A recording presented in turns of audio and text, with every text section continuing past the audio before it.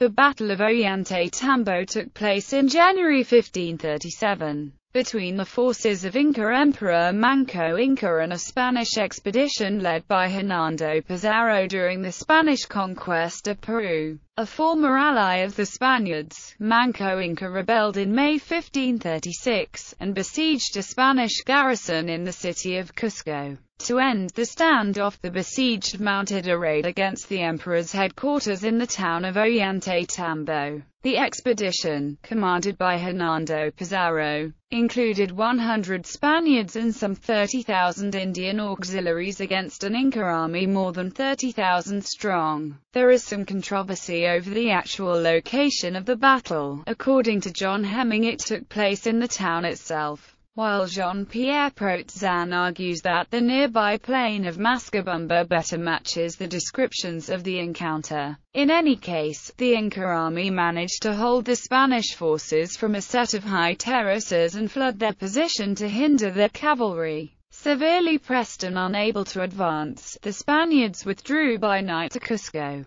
Despite this victory, the arrival of Spanish reinforcements to Cusco forced Manco Inca to abandon Ollantaytambo and seek refuge in the heavily forested region of Vilcabamba, where he established the small independent Neo-Inca state which survived until 1572. Prelude. In 1531, a group of Spaniards led by Francisco Pizarro landed on the shores of the Inca Empire, thus starting the Spanish conquest of Peru. At that time the empire was emerging from a civil war in which Atahualpa had defeated his brother Huáscar to claim the title of Sapa Inca. Atahualpa underestimated the strength of the small force of Spaniards and was captured during an ambush at Cajamarca in November 1532. Pizarro ordered the execution of the emperor in July 1533, and occupied the Inca capital of Cusco 4 months later. To replace Atahualpa, Pizarro installed his brother Tupac Hualpa as a puppet ruler, but he died shortly afterwards. Another brother, Manco Inca, was crowned in his place. During this stage, Atahualpa's generals were the only opposition to the Spanish advance, as a sizable part of the empire's population had fought on Huáscar's side during the Civil War and joined Pizarro against their enemies. For a while, Manco Inca and the conquistadors maintained cordial relations. Together they defeated Atahualpa's generals and re-established Inca rule over most of the empire. However, Manco came to realize that real authority rested in Spanish hands when his house was looted with impunity by a Spaniard mob in 1535. Following this episode, the Inca emperor was subject to constant harassment as the Spaniards demanded gold, took away his wives,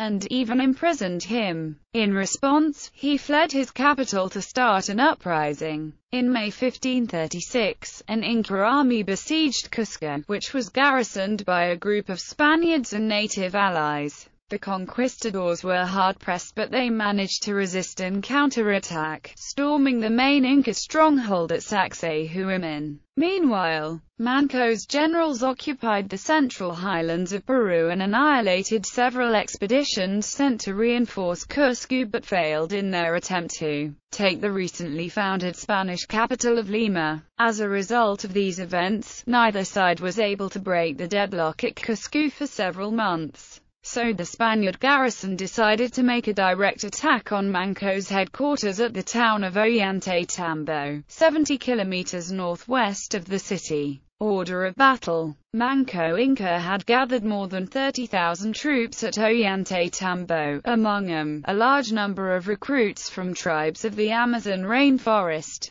Manco Inca's forces were a militia army made up mostly of conscripted farmers with only rudimentary weapons training. This was the regular fare in the Inca Empire, where military service was a duty for all married men between 25 and 50 years old. In combat, these soldiers were organized according to their ethnic group and led into battle by their native leaders, called circas. They used melee weapons such as maces, clubs and spears, as well as ranged weapons such as arrows, javelins, and slings. Protective gear included helmets, shields, and quilted cloth armor. Against the conquistadors, wooden clubs and maces with stone or bronze heads were rarely able to penetrate Spanish armor. Slings and other missile-throwing weapons were somewhat more effective due to their accuracy and the large size of their projectiles. Even so, Inca soldiers were no match for the Spanish cavalry in open terrain, so they resorted to fighting on rough terrain and digging pits in open fields to hinder the mobility of horses. The attack was led by Hernando Pizarro, the senior Spanish commander in Cusco, with a force of 100 Spaniards and an estimated 30,000 native allies. One of his main assets against the Inca armies was the Spanish cavalry because horses provided a considerable advantage in hitting power, maneuverability, speed, and stamina over Inca warriors. All Spaniards wore some kind of armor. The most commonly used types were chain-mail shirts and padded cloth armor, which were lighter and cheaper than full armor suits. They were complemented by steel helmets and small iron or wooden shields. The main Spanish offensive weapon was the steel sword, which horsemen supplemented with the lance. Both weapons could easily penetrate the padded armor worn by Inca troops. Firearms, such as arquebuses, were rarely used during the Spanish conquest of Peru because they were scarce, hard to use, and despised by horsemen as an ungentlemanly weapon. Spaniards relied heavily on Indian auxiliaries because they provided thousands of warriors as well as support personnel and supplies. These native troops had the same sorts of arms and armor as their Inca counterparts. During the Ollantaytambo campaign, the Pizarro expedition included thousands of auxiliaries, mainly Canaras, Chachapoyas, and Huancas, as well as several members of the Inca nobility opposed to Manco Inca. Battle. The main access route to Ollantaytambo runs along a narrow valley formed in the mountains by the Urubamba River, which connects the site with Machu Picchu to the west and with Pisac and Cusco to the east. After his uprising, Manco Inca fortified the eastern approaches to fend off attacks from the former Inca capital, now under Spanish occupation. The first line of defense was a steep bank of terraces at Baʻtaːa, near the confluence of the Anta and Urubamba rivers. Behind it, the Incas channeled the Urubamba to make it cross the valley from right to left and back, thus forming two more lines backed by the fortifications of Chocana on the left bank and Incapinte on the right bank. Past them, at the plain of Mascabamba, 11 high terraces closed the valley between the mountains and a deep canyon formed by the Urubamba. The only way to continue was through the Gate of Tiapunku, a thick defensive wall with two narrow doorways. In the event of these fortifications being overrun, the Temple Hill, a religious center surrounded by high terraces overlooking Ollantaytambo, provided a last line of defense. Faced with these constraints, the Spanish expedition had to cross the river several times and fight at each ford against stiff opposition. The bulk of the Inca army confronted the Spaniards from a set of terraces overlooking a plain by the Urubamba River. Several Spanish assaults against the terraces failed against a shower of arrows, slingshots and boulders coming down from the terraces as well as from both flanks. To hinder the efforts of the Spanish cavalry, the Incas flooded the plain using previously prepared channels. Water eventually reached the horses' girths. The defenders then counterattacked. Some of them used Spanish weapons captured in previous encounters such as swords, bucklers, armor, and even a horse ridden by Manco Inca himself. In a severely compromised situation, Hernando Pizarro ordered a retreat. Under the cover of darkness, the Spanish force fled through the Urubamba Valley with the Incas in pursuit and reached Cusco the next day. Battle site. The actual location of the battle is the subject of some controversy. According to Canadian explorer John Hemming, Spanish forces occupied a plain between Ollantaytambo and the Urubamba River, while the main Inca army was located on a citadel overlooking the town, protected by 17 terraces.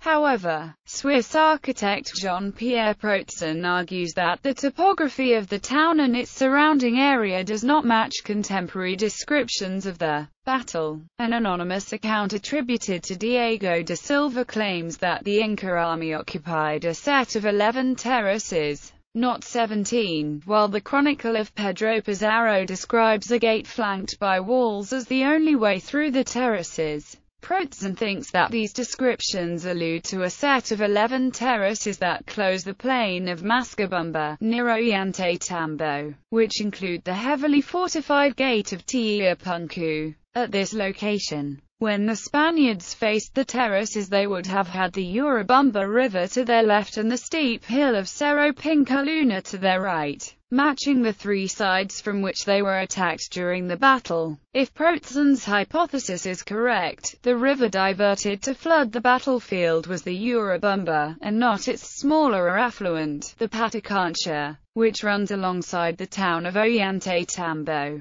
Aftermath. The success at Ollantaytambo encouraged Manco Inca to make a renewed attempt against Cusco. However, the Spaniards discovered the Inca army concentrating near the city and mounted a night attack, which inflicted heavy casualties. On April 18, 1537, a Spanish army led by Diego de Almagro returned from a long expedition to Chile and occupied Cusco. Almagro imprisoned Hernando Pizarro and his brother Gonzalo because he wanted the city for himself. Most Spanish troops and their auxiliaries joined his side. He had previously tried to negotiate a settlement with Manco Inca, but his efforts failed when both armies clashed at Calca, near Cusco. With the Spaniards' position consolidated by Almagro's reinforcements, Manco Inca decided that Ollantaytambo was too close to Cusco to be tenable, so he withdrew further west to the town of Icos. Almagro sent his lieutenant Rodrigo Orgons in pursuit, with 300 Spaniards and numerous Indian auxiliaries.